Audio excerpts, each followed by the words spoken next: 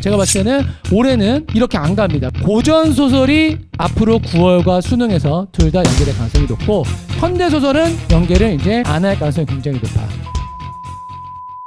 이것도 재밌어요. 이거 그냥 통계를 그냥 한번 내본 거야. 자, 여기 이 세모 있잖아. 이 세모는 뭐냐면은 두 작품 중에 한 작품이 연계됐으면 세모인 거야. 자, 고전시가 현대시, 네, 변함없겠죠? 쭉 그냥, 그치? 그 다음 고전시가 만약에 여기 나왔던 게 다 연계돼 있으면은 그러면 이게 동그라미가 나와요. 자, 그런데 고전소설 한번 봐봐. 연계되고 쭉 오는데 몇 번 연계가 안 됐던 적이 있죠? 그리고 내가 현대소설 얘기할 때 맨날 뭐라 그래? 현대소설은 확률이 좀 낮지 라고 얘기를 하잖아. 그치? 자, 어떤 애는 한 번도 연계가 아니었던 애도 있어요. 그 다음에 어떤 애는 한 번 됐어요. 그리고 어떤 애는 두 번 됐어요. 작년에 한 번도 안 됐어요. 근데 올해는 현대소설이 됐어요. 그럼 내가 이제 올해는 그럼 어떻게 해야 될 것이냐라고 생각을 해보면, 그러면 얘가 마음에 좀 걸릴 수 있겠지. 근데 이 해는 되게 특별한 애예요. 왜냐하면은 이때는 봐봐, 현대소설을 연계하면서 고전소설도 연계했고 두 번 다 이렇게 했어. 그래서 25학년 때 내가 무슨 생각을 했었냐면은 혹시 평가원 트렌드 바꿨나? 그런데 수능 때는 다시 어떻게 해서 현대소설이나 고전소설 중에서 고전소설만 내는 쪽으로 했어요. 그리고 다시 돌려놔서 그냥 쭉 둘 중에 하나만 연계하는 쪽으로 했어. 그러면은 자, 올해 어떻게 될 것이냐? 현대소설 연계, 고전소설 비연계 됐죠? 자, 그런데 확률적으로는 제가 봤을 때 고전소설이 앞으로 9월과 수능에서 둘 다 연계될 가능성이 높고, 현대소설은 연계를 이제 안 할 가능성이 굉장히 높아요.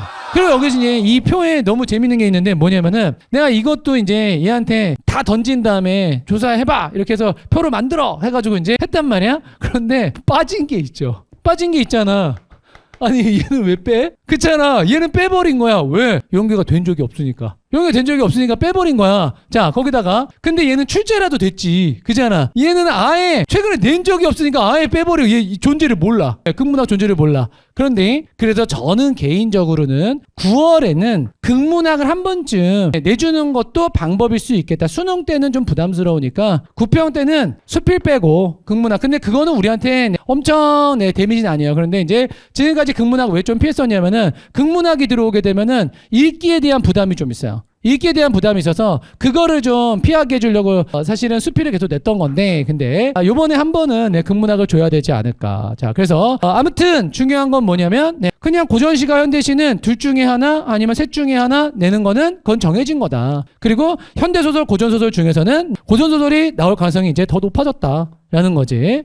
자, 근데 이제 왜 다들 기분이 안 좋을까? 이게 되게 웃겨요. 뭐냐면은 내가 기대에 못 미쳤어. 기분이 당연히 안 좋죠. 그죠? 뭐 이해합니다. 그죠? 근데 되게 웃기는 게 있어요. 그러면은 우리 다 맞은 사람도 있으니까, 다 맞은 사람은 막 기분이 막 좋아가지고 와, 다 맞았다 신난다. 잠깐 다 맞았을 땐 그래요. 그런데 뒤돌아서 딱 생각하잖아. 그러면 또 어떠냐면은 근데 수능 때도 이렇게 할 수 있을까? 이런 생각을 해요. 근데 웃기는 건 뭐냐면, 그래서 다들 기분이 별로야. 인간은 원래 그런 존재인가 봐. 그치? 그런데 그러면 내 관점에서는 어떠냐면은 어차피 잘 봐도 기분 안 좋고 못 봐도 기분이 안 좋은 거니까, 그러니까 이거는 그냥 인간의 상수값이니까 결국에는 약간 무시해도 되네? 요런 생각을 저는 해요. 그거는 그냥 인간이 갖고 있는 기본적인 두려움입니다. 앞으로 어떤 일이 벌어질지 모르는, 그리고 나한테 안 좋은 일이 생길 것 같은 두려움이에요. 최대한 배제하셔야 돼요.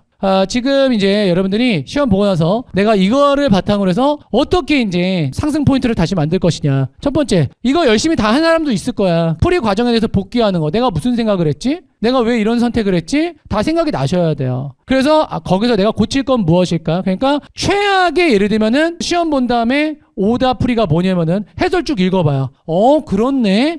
그리고 지나가. 네. 그러면은 틀렸던 거 또 틀립니다. 답을 이해하는 거랑 내가 답을 찾는 거는 다른 거라 그랬어요. 그쵸? 근데 내가 답을 어떻게 해서 찾는지를 확인하려면 이 풀이 과정 복귀가 기본이에요. 조용히 앉아가지고 이걸 해야 됩니다. 자, 그리고 이제 정답률이 높은 문제랑 정답률이 낮은 문제. 자, 둘 중에서 뭐가 더 중요하다고요? 정답률이 높은 문제가 훨씬 더 중요해요. 내가 어려워했던 것 중에서 정답률이 높은 문제 중심으로 일단은 먼저 공부를 해주는입니다. 왜냐하면 이런 애들은 극복이 쉽거든. 이런 애들은 뭐다? 극복이 어려운 거거든. 자, 예를 들어서 우리 독서에서 정답률 되게 낮은 문제가 몇 개 있어요. 그죠? 그런데 그런 거 막 붙들고 있어봐야 의미 없어요. 화작에서 80%짜리 있어. 근데 내가 틀렸어. 그런 애들을 연구하셔야 돼요. 이거 내가 어떻게 하면 다음번에 맞힐 것인가? 이 생각을 해야 되는 거지. 자, 그 다음에 이제 과목별 밸런스는 무슨 뜻이냐면은 독서, 그 다음에 문학, 선택 과목 이렇게 있을 때, 자, 일단은 제가 항상 강조하지만 요 두 개가 베이스가 안 만들어지면 미래는 없어요. 그런데 자, 선택 과목 제가 봤을 때는 어떠냐면은 엄매는 요번에 크게 문제가 안 되는데 화작에서 이제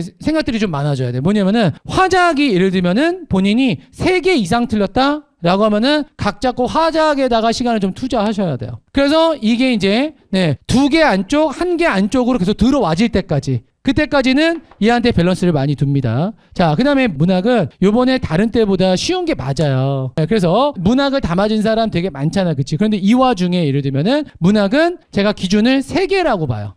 문학 3개를 만약에 틀렸다라고 하면은 그러면은 독서를 내가 7개를 틀렸어. 그래도 얘를 먼저 해야 됩니다. 얘를 먼저 채워놔야 돼요. 얘를 먼저 채우고 얘로 넣으셔야 돼요. 그러니까 일단은 요쪽에서 본인이 구멍이 좀 많이 보인다라고 하면은 얘를 먼저 좀 제발 해주세요. 그 다음에 지금 요번에 상황 같은 경우도 독서가 난도를 또 떨어뜨려 줬어요. 물론 이제 이따가 보면 알겠지만 배치를 어떻게 하냐면 엘리베이션 배치예요. 이게 뭐냐면 제일 쉬운 거 난도 조금 올려, 또 올려, 또 올려, 이렇게 만들어놨어. 이렇게 만들어져 있는데, 근데 그러면은 앞쪽에 있는 애들은 그렇게 무식하지가 않아. 되게 할만하거든.